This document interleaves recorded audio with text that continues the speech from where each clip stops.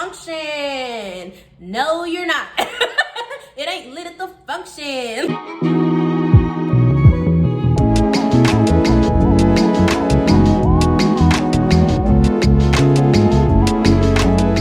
Y'all, so welcome back to my channel. As you can see, we are not fully put together, sis.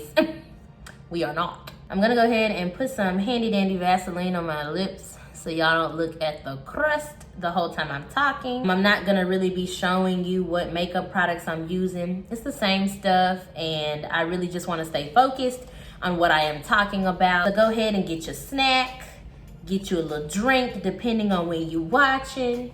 You know, maybe a wine. I also did my eyebrows off camera because if I didn't, girl, we'd be here until we be here. It's just easier for me to do them off and just go ahead and come on like this. So today we are discussing, has social media ruined everything? What's up? What's tea? I'm gonna go out on a limb first and say no. I don't think social media in general was the cause of the downward spiral for a lot of areas for us as a society. People in general, I feel like the misuse of social media is what caused our downfall, and for everything to be so messed up as it is. There were problems in this great old place that we live in before social media. There's, in the history of civilization, there has been issues. I don't think we're ever gonna live in a time where like nothing happens, everything's perfect, like no conflict arises, because that's just not life. I do believe that like social media and the misuse of it has added to the other stuff. So we were already having wars and disagreements. People were already having relational problems and friendship issues. I feel like, you know, whether we ended up ever getting social media or not, that stuff was still gonna go on. But since we're kind of here and we do have social media, it amplified everything. It made it so hyper visible to the point where like it doesn't feel normal. I think living in a world where just stuff happens that everybody didn't agree with is normal. What I don't think is normal is the access that we have to it all of the freaking time. Every single second, every single minute, you know, it's too much. So I wrote some things down so that I did not get sidetracked. Okay, so I'm a millennial. And I know some people don't like those terms, baby boomer, millennial, Gen Z, Gen X, but I'm gonna be referencing that a lot. So when I say millennial, for example, I'm 26. The oldest millennial, I believe, is about to be in their 40s. The youngest is about 24. So sorry to all of you teeny boppers that are hitting the TikTok real hard. Baby, you probably in Generation Z. You are in college and you are freshly 18. You're 19, you are not a millennial, okay? I'm not trying to make this some exclusive club. I just think that when people explain it, a lot of stuff gets misconstrued because a lot of us at work, we are having kids, we are getting married, we are figuring out benefit packages, like a lot of us are not on spring break. So just for reference, millennials are about 24 to 39. In the words of great philosopher and my favorite, Jermaine Cole, we're little bro and big bro all at once. Like, we are the middle children for a lot of stuff. So being a millennial is really fascinating because you grew up in a time where you did not have social media. We lived in a time without major technology. I can remember taking computer classes in kindergarten to teach me how to use floppy disks and how to work those big box looking computers that they came out with. Like, it was not this advanced, and I had a childhood even then where I didn't have technology in my hand 24/7. Did I have video games? Sure. Did we have Game Boys and Nintendo DS's and PlayStations and Xboxes and GameCubes? Yes, we did. But you know where we played those things? At the house. You still had to go outside to see people. You still had to be interactive. Of course, you could call people. We did grow up with telephones that were still hooked up to the house, to the wall. I feel like the major problem is too much of it is available too often. I think it was great that we had a time where if you really wanted to see somebody, you had to, as the old folks say, put eyes on them to make sure they were still living. You couldn't just scroll and hope for the best. You actually had to go check on folks. And I think we've lost a lot of that as a society. Like, people don't check on people anymore, and they think that scrolling, tapping, and taking a quick peek on your Facebook or your IG or a passing story that's 15 freaking seconds long on your Instagram or your Snapchat, at this point Twitter, is checking up on people. It ain't, baby. I need you to get set free if that's what you thought. It ain't. So just going back to being millennials, being in the middle, you kind of have to learn how to navigate both. So I feel like I fully appreciate the fact that I had a childhood where I didn't have to be glued to technology. Do I feel like it should have gotten to the capacity it's at now? Absolutely not. I feel like that's where the mistake was made. And do I utilize it? Duh. I mean, I'm on YouTube. I'm on every platform at this point. I'm on Twitter, I'm on Instagram. So I use it for what I need to use it for. I can't just sit here and be like, and yeah, I'm not on any of that stuff, girl. But at the same time, I think there's a different level of, I don't even want to say discipline, but perspective that you have when you know what it's like to not have. It's kind of like when people get money. You see some people, they never had money and they finally run up on some, and it's like they lost their mind. I mean, they don't know how to handle it. They don't know how to manage it. They end up broke because it's just, they never got the tools to learn how to navigate it correctly. And then you got other people that they just been waiting on their moment to get something good, and they take care of it. They really figure out how to work it for them. So it's not their demise, but it's not their everything at the same time. I feel like that's the same thing with social media. Some people, especially millennials, have utilized it where at this point it's a career tool. It's a way to reach people in spaces that you maybe couldn't reach without it. Like, they have really taken it and given it a whole new meaning. Those people have done essentially social media right. And I know nowadays we don't like to hear like there's a right way and a wrong way to do something. I feel like people can utilize social media so that it works for them. And there are some people that just use it till they can't use it no more, child. They use it up. So I don't know if you're a millennial, you could probably relate. To get on like social sites, Bebo, MySpace, you had to be on somebody's computer and actually log in. You couldn't just access that mug right in your hand. And if you could, it did not look like it looked now. It looked a hot mess. So there was for sure a period where it was like, ooh, now we can interact with people online. And it was this really big thing. It blew up. MySpace blew up. Again, you still had to see folks. Like, we still had in-person activities. We still had to, if you wanted to see a friend, you had to go over their house, or you had to wait till you saw them at school.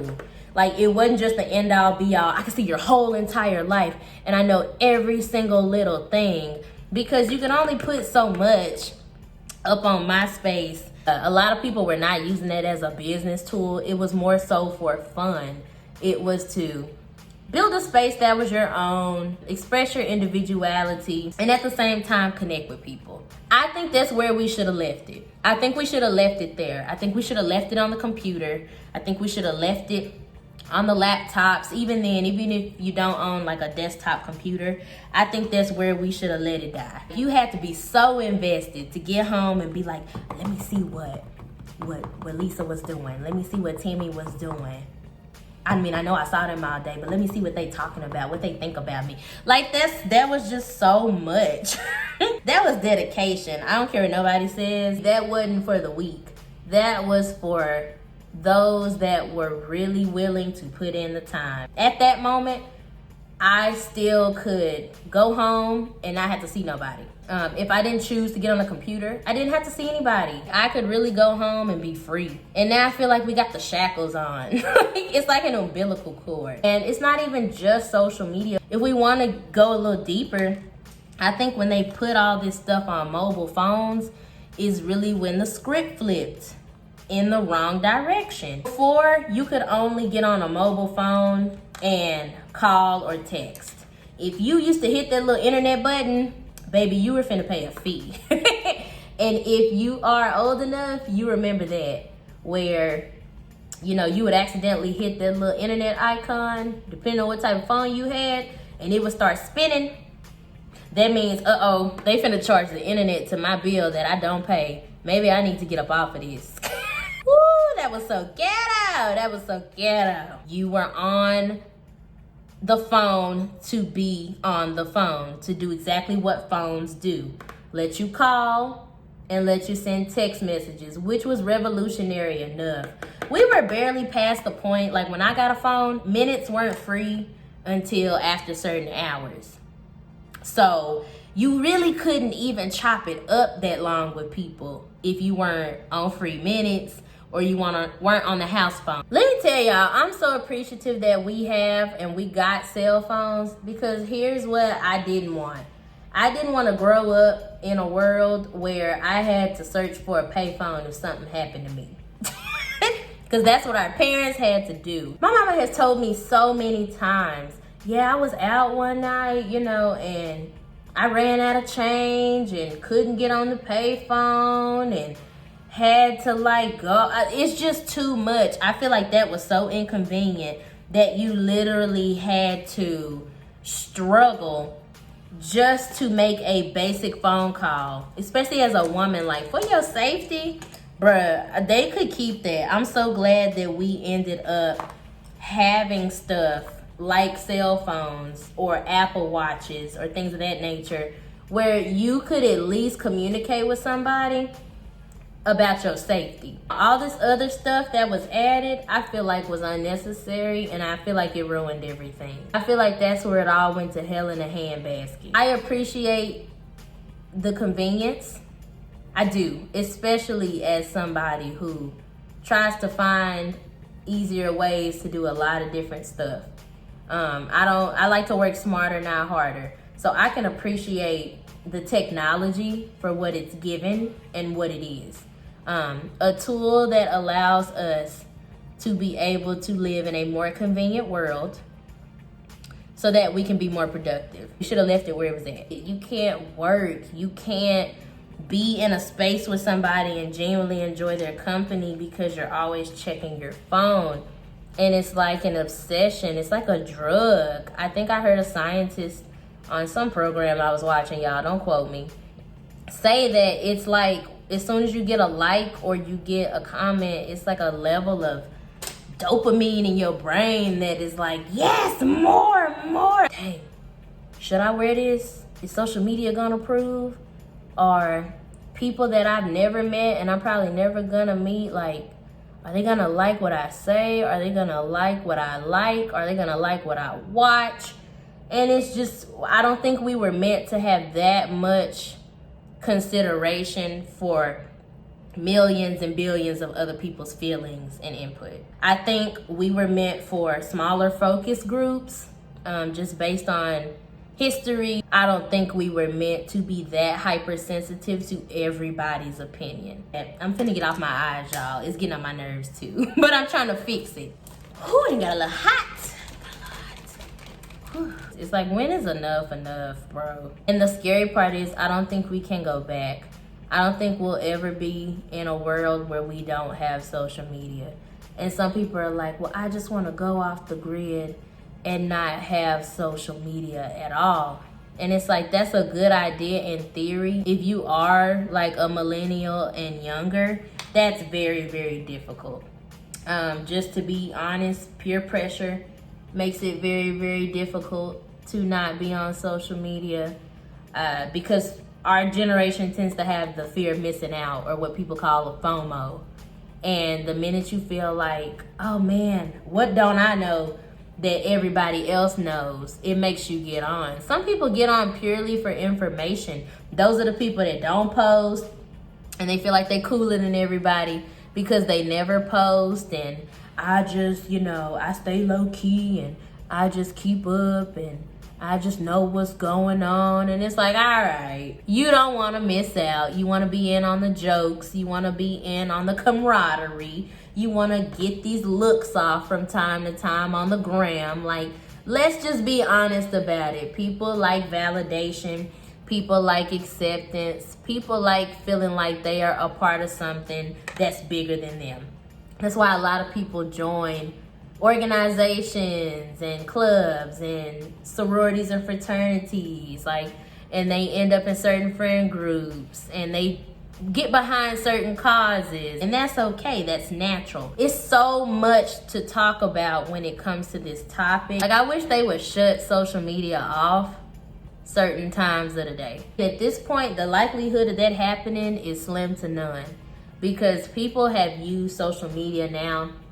It's like a walking mall. Like, it's mobile advertisement. It's not even for fun anymore. I remember you could just get on YouTube and there were no ads. Now, granted, them ads help pay the bills, and I hope one day I can be in that community. I still understand as a consumer that, there was a period where that wasn't something you had to even think about. It wasn't all of this constant push for attention and advertisement. It was just supposed to be a platform where you had fun. And that's for a lot of these social media sites that started getting real popping. Instagram. If you've been on Instagram lately, as a 2020 baby, it's a hot mess express. It's terrible. It's straight trash. It's garbage. And the reason why is because it used to just be something for you to see people that you wanted to see, whether that was people you knew or you didn't, but that's what it was meant for. And now it's like you barely see the people you follow. The order is messed up because they messed up the chronological posting. And in the other words of Jermaine, everything grows is destined to change. And we can deal with that. I think we can deal with the progression and the adaptation. I think somebody was genius to come up with the idea that we should be able to connect when we're not in person, because that's very limited. The way that it's been evolving, it's just not going in a healthy direction. All right, y'all, I went ahead and put on my lashes off camera and just cleaned off my face with some micellar water to get all the glitter out the crevices. But we back. Okay, so when I'm talking about, social media and, I think it changed, everything that we do, absolutely. And I kind of broke it up into categories when I was thinking about it. When we're going across different aspects of life, from education to relationships and dating to faith, it's literally touched every area. Now, when I say that, I don't necessarily mean every area is touched has been trash, because that's not true. We've seen how social media has revamped and rebranded a lot of different areas that were kind of dry. So I guess I'll start off with the positive ways that it's been used as a tool. And this just goes back to how I don't know that it's ruined everything. When we're thinking about the job market, pros and cons, the positive part is that a lot of people have been able to make a living from social media. And if you don't think that's fascinating and that's phenomenal, then you're not understanding the gravity of that. So we've gone from agricultural jobs and jobs where people were, on farms. And not to say that there's anything wrong with that. People still do that. That's how we eat. I'm not trying to say that there's something wrong with that. But there has been an evolution, just plain agriculture, to the Industrial Revolution, where, there was factory, machinery. And that was the big thing popping. And now the fact that you don't really even have to go to school in order to make a career for yourself. If you don't think that is very, very phenomenal, I don't know, you just maybe have a different perspective. The fact that you can be your own brand, which I think people are already naturally their own brands, whether they have a brand or they don't. That's another conversation and another chit chat, which I will link above. The fact that you were able to basically take nothing, maybe just a phone and your ideas, which, I mean, is something when you think about it, but essentially nothing, and turn it into this multi-million-dollar, making more money than your parents could ever make type of situation. It's almost like magic. And I think that's the allure behind social media. It's like we saw a few people really just catapult on it, and it feels like a possibility. And we like stuff as a society that gives us hope. As negative as we can be and as down in the dumps as we can be about a lot of the crap that goes on in this country and just around the world, period. Seeing something that looks like possibility, especially with the preaching and teaching to death of the American dream, being able to make your own way on the internet is something fascinating to a lot of people. Like, you can be stationed and have a shop one place and still reach 1 billion people. Is that not magic? Is that not the work of the Lord? I think it opened up a lot more windows. I think it opened up a lot more opportunity. And we love opportunity, okay? People love to say that America especially is the land of opportunity. And we used to just speak of that as like, oh, you can come over here and get a 9 to 5. You know, no problem with that, but that's just what you can do. Feed your family and you're good to go. But the fact that we've expounded upon that with social media, it's just like, you know how many jobs exist because we have social media? Wow. They have the opportunity to build the wealth that their grandparents never got to see, that they worked years for. Some of the people before us, aunts, uncles, even some of our parents, like, they have worked till they can't work no more, like tirelessly. Some of them, like, I hate to say it like this, work like dogs for the bare minimum. And now you look at it, some of their grandkids and kids can make more money within 2 days, maybe even 2 hours, than they've been able to make in the span of their 30-year career. What? Social media did very well for productivity.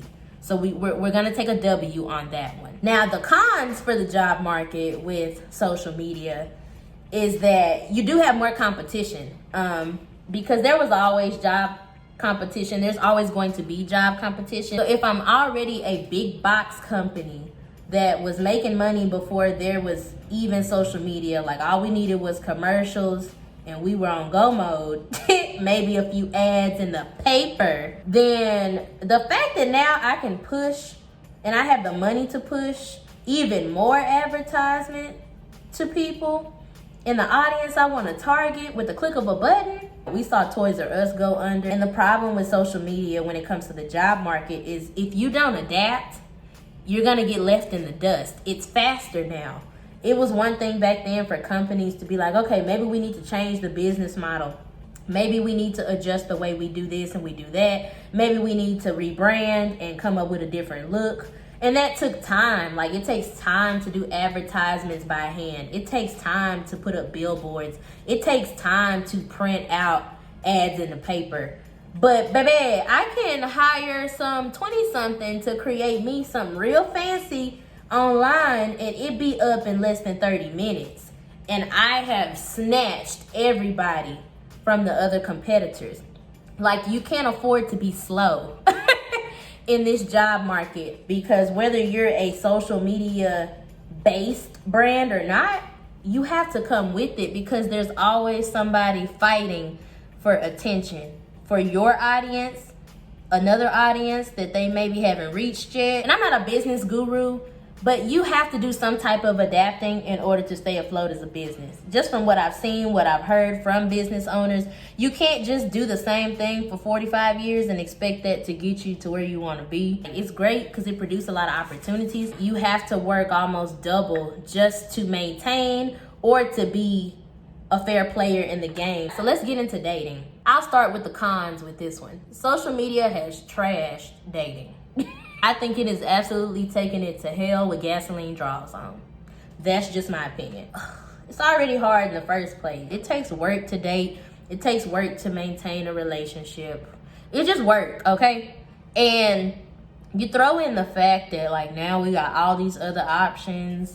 And I'm gonna just keep it a buck with y'all. People talk about cheating and, you know, flirting and all this other stuff. From what my mom tells me and from what I've heard from other people who were grown in the 90s, not like children, but men were still being men.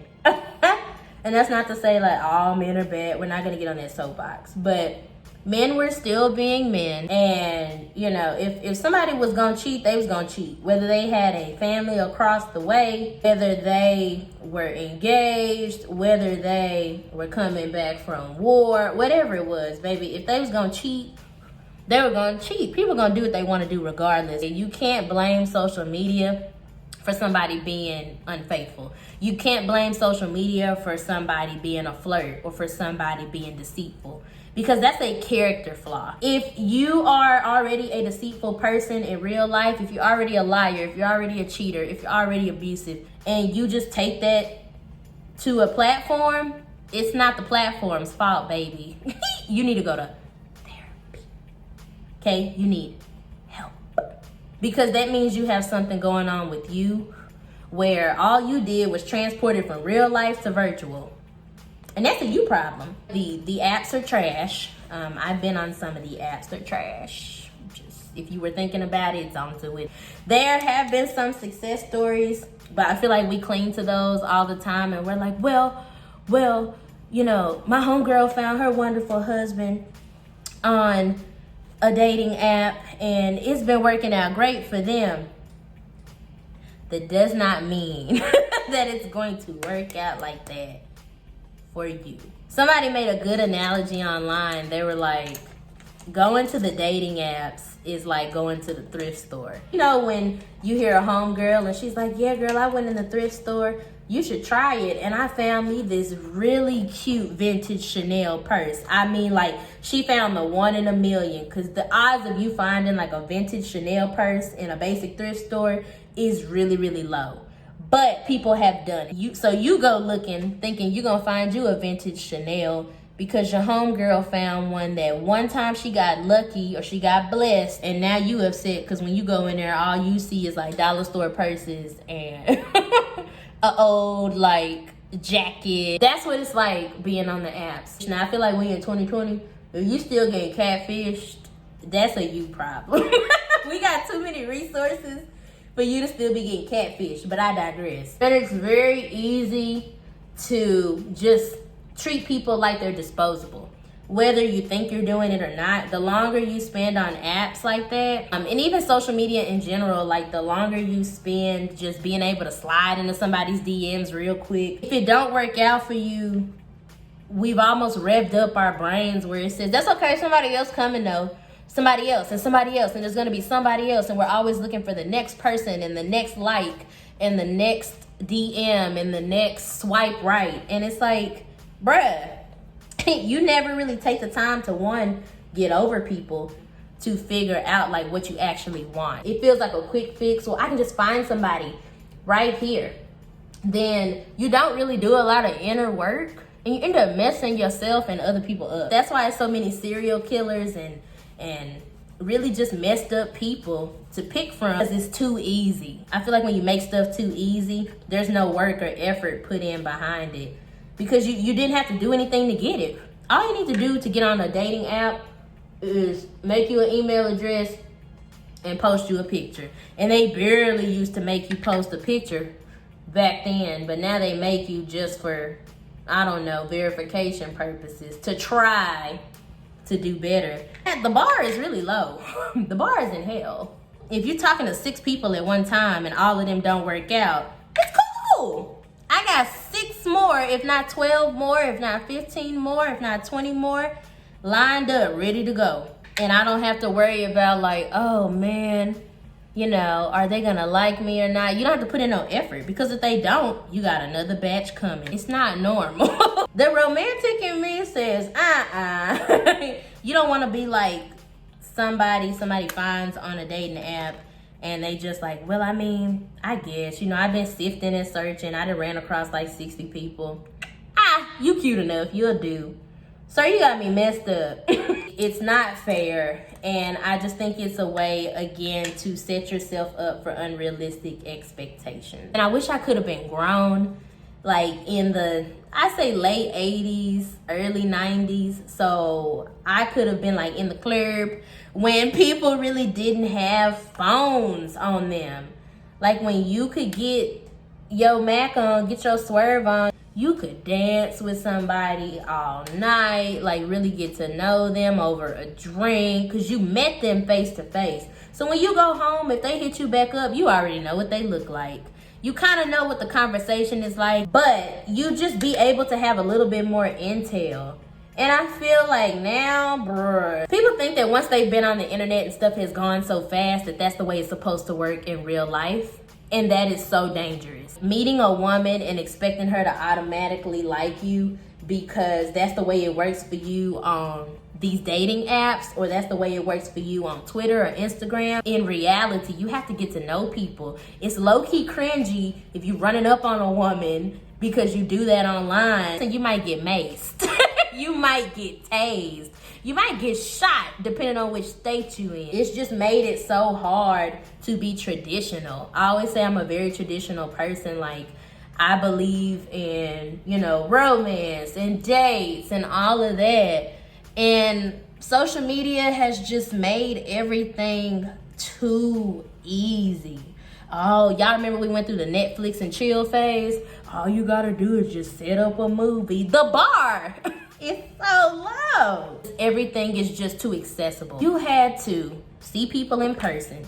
You had to get their number, talk to them. It wasn't stalking their page for weeks or months or years and never speaking to them or expressing yourself. No, you had to be a man and you had to approach and say, hey, you know, I think you're this and this and that. Can I get your number? Because baby, if you didn't, you may not see that woman again. She may be out and she might just be visiting for the weekend, and she live all the way in God knows where. Then you have to call, because if she met another man that night or she met another one hopping the next night, you're gonna be forgotten about. Like it's already so much effort that had to go into this. And even if it didn't work out, it wasn't easy. There's no actual work.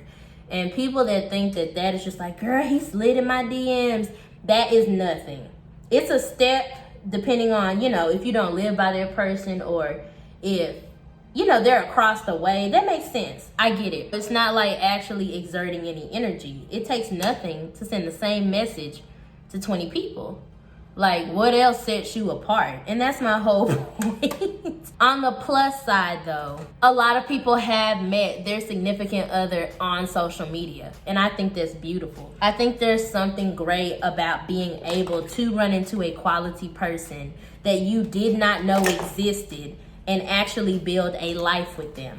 How phenomenal is that? Like, you can be in New York and meet somebody in Cali, and y'all just end up with the most beautiful relationship, kids, and, you know, you end up together like for a lifetime. What possibilities to have. I think that is so awesome. Unfortunately, those are the exceptions and not the rules. Those are people that, you know, they just got really blessed and it was always in God's plan to have that happen for them. But that's not everybody's story. And again, if you look at social media and you see enough couples that started there, you may start to compare and think, well, it happened for them, it can happen for me, which it could. But banking your whole life on that, you can't do it. If you just sit there and compare your relationships to everybody else's, and you compare everybody else's timeline to yours because it worked for them, it should work for me. Social media is great because it shows us a lot of possibilities. People see stuff that they never thought that they could see, that they could experience, that they could think that they could do, etc. But the downside, social media shows us possibilities. So when you're sitting with what you have, oh, I'm single. Oh, I don't make this much money. Oh, I don't do this, this, and that like they do this. And it's all a highlight reel.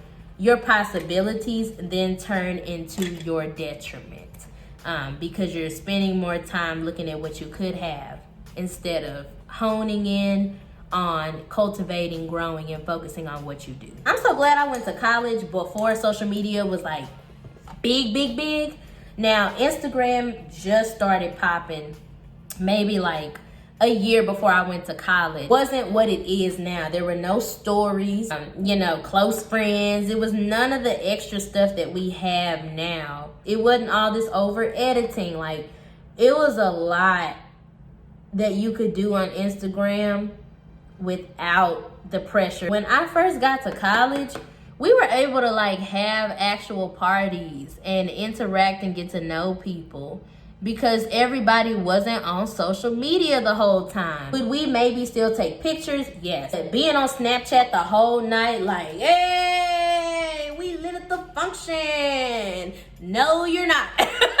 It ain't lit at the function. People don't interact anymore. They don't dance with each other. They don't go to really get to know people from other schools or from other areas. You just end up on your phone the whole night. It's like you scrolling. Why did you come to scroll?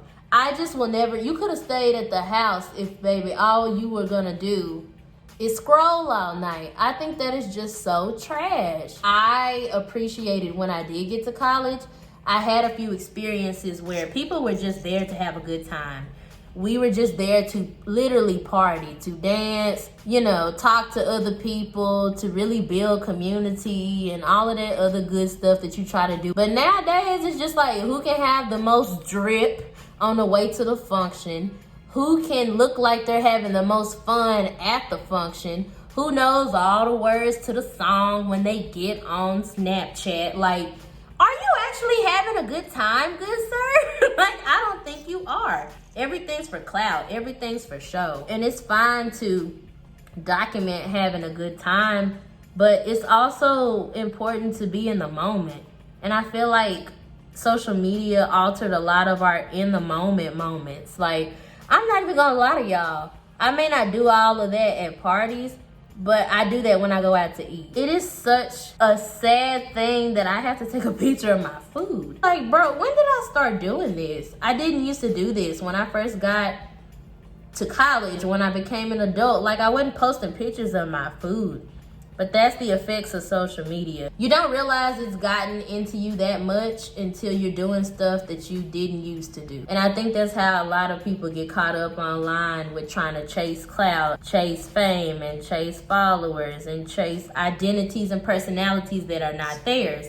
Because it just moves so fast that before you realize you're caught up, it's already too late. And now you're posting pictures of your food, and now you're not really at your homeboy's birthday function because you just worried about making sure everybody knows that you out and you do have friends and you popping and you not a loser. Like, why are we so intent on proving that we are somebody to people who we wouldn't even consider impressing if we met them in real life?